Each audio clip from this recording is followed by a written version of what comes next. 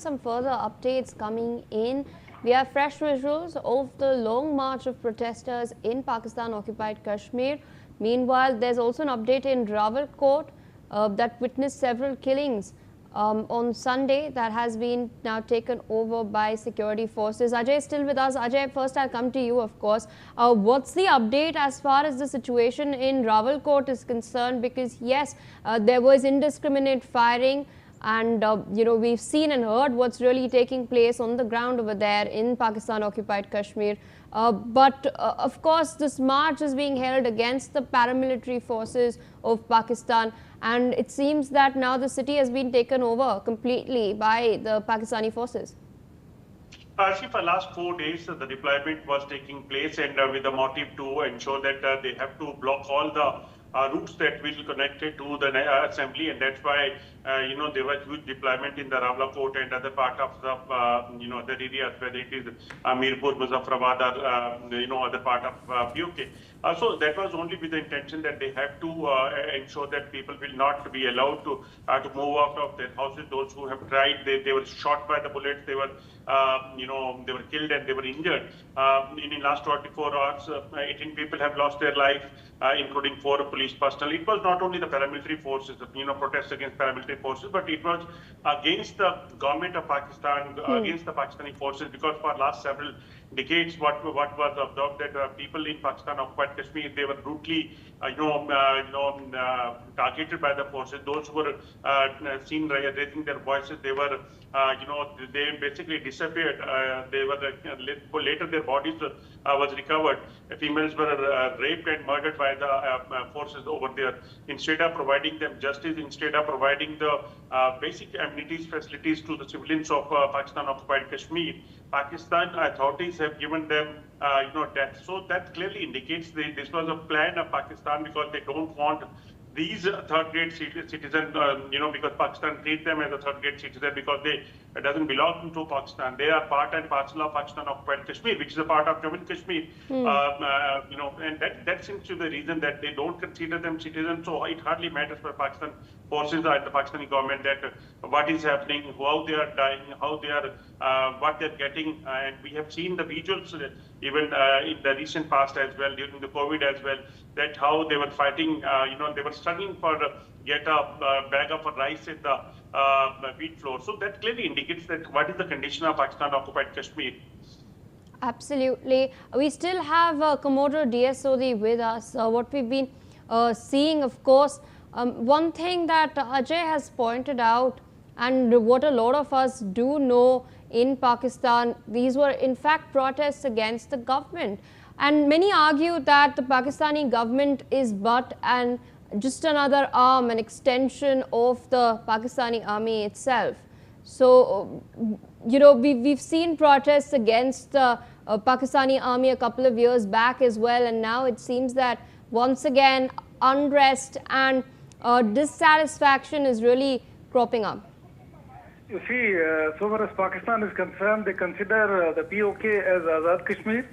That is only on the paper, but actually if you look at... Can you please share with me Rishabh's? People are ill-treated. There are no facilities given to the people. The infrastructure is not being developed there. The people of POK actually have been struggling. And the people there, they actually are not, the people of Pakistan, but they are the people of Jammu and Kashmir, part of Jammu and Kashmir and part of India. What we have seen in the recent past that now with the type of regime which is in Pakistan, with Munir and both the Prime Minister, the way they are handling Pakistan, they have created a hell lot of a chaos for the people of Pakistan-occupied Kashmir. And this is high time that now the people actually rise and they go against the regime and they seek, they come back to India, they come back to Jammu and Kashmir. You to stay on with us. We have more news coming in. There are anti-Pakistan protests and shutdowns which continue in cities such as Bimber and Kotli, areas of Pakistan-occupied Jammu and Kashmir, following clashes between workers of the Joint Awami Action Committee and security forces in Muzaffarabad. Ajay is still with us. Ajay, over to you. Despite the communications blackout that has been imposed, and the crackdown that has taken place, it does not seem that the protesters and their will has really been managed to be quashed down. They're still out on the streets, still carrying out their marches. See, these marches will not stop here because as the, Awami Action Committee have clearly said that this is going to be a final call by the this organization, umbrella organization, which basically are organizing these protests, and they have clearly conveyed Pakistani authorities that this time they are not going to stop, and that is the reason that even after forces are deployed, people are moving out. We have seen that visuals from the Bhimbar, from the Mirpur, from the Rawalakot, from the Muzaffarabad, that clearly indicates that this is something which basically have been decided by the public, masses of the Pakistan-occupied Kashmir, because they have seen, enough atrocities of Pakistani forces. They have seen harassment by to the civilians, females over there. Those who raised their voice, they were killed. They were sent behind the bar. So that is the reason that they have they have a reason to protest. They have a reason to speak against the Pakistani authorities and the Pakistani forces especially. But we have seen today outside outside the Pakistan embassy in London, even there we have seen that this is for the first time that Pakistan-occupied Kashmiri, they were seen protesting outside Pakistan National Assembly, Pakistani embassy there, and they were raising voice against Pakistani authorities and the Pakistani government. Why? They want, basically, they have to be heard by the international communities, those who are sitting mum and not saying anything, because this area was captured by Pakistan in 1947, and they can see what is happening in this part of Jammu and Kashmir, where people are going ahead, they are moving, their development is taking place, they are getting food, vegetable, whatever they require. But as compared to this part of Jammu and Kashmir, if you compare POK with this Jammu and Kashmir, then one can see the rice is the price of the rice there in Pakistan-occupied Kashmir is 300 rupees, 400 rupees per kg, whereas in Jammu and Kashmir it's easily available at the rate of 50 rupees, 70 rupees, or 100 rupees. So that is the reason that they have enough reason to protest, protest against the Pakistani authorities and Pakistani army especially, because they are brutally killing them for last many decades. Absolutely. Ajay, thank you. But I'd also like to rope in Commodore D.S. Sodhi for one final comment on what's really happening. Ajay has really pointed out, the difference in the quality of lives of people in Pakistan-occupied Kashmir versus Jammu and Kashmir.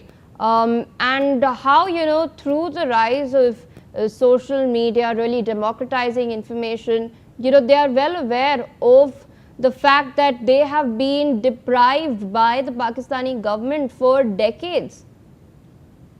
Firstly, I would like to agree with what Ajay has said.